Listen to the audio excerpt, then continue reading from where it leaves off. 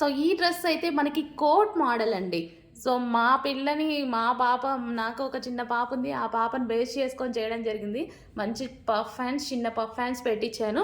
So ఇదైతే మనకి coat, attached coat పెట్టించడం జరిగిందండి. చాలామంది పిల్లలు రిమూవబుల్ కోట్ పెడితే అస్సలు వేసుకోరనమాట. సో దానికోసం అటాచ్డ్ కోట్ పెట్టించేసాను. అటాచ్డ్ కోట్ అయితే ఇంకా ప్రాబ్లం ఉండదు కదా, డ్రెస్ వేసేస్తే సరిపోతుంది. కోట్ వేసుకోండి వేసుకోండి అని వాళ్ళ వెనక పడాల్సిన పని లేదు. సో ఈ విధంగా అటాచ్డ్ కోట్ పెట్టించాను. మంచి టజల్స్ అనేది ఇచ్చాను. హ్యాండ్స్ కూడా మంచి బుట్టా హ్యాండ్స్ పెట్టించడం జరిగింది. రీజనబుల్ ప్రైజెస్లో చెయ్యాలి అని మాత్రమే ట్రై చేస్తున్నా అండి ఇన్ని డేస్.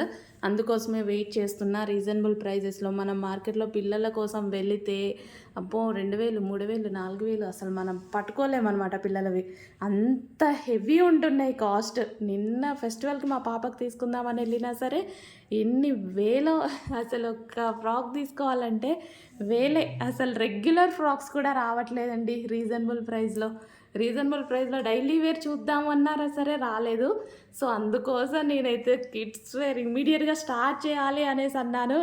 నైట్ ప్లాన్ చేసేస్తాను. నిజంగా నేను ఏదైనా ఇమ్మీడియట్గా చేసేస్తా. So night kids wear plan చేద్దాం. నైట్ చేపించే శాంపిల్ ఈరోజు మీ ముందు పెట్టేశాను. సో చెక్ చేయండి.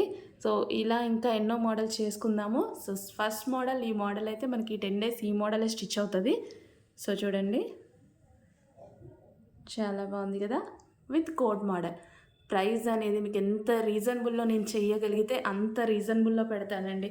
సో నేను చేయలేనిది కూడా చేయలేను, చాలా చిన్న మార్జిన్తో పెట్టబోతున్నాను. సో చెక్ చేయండి. Kids wear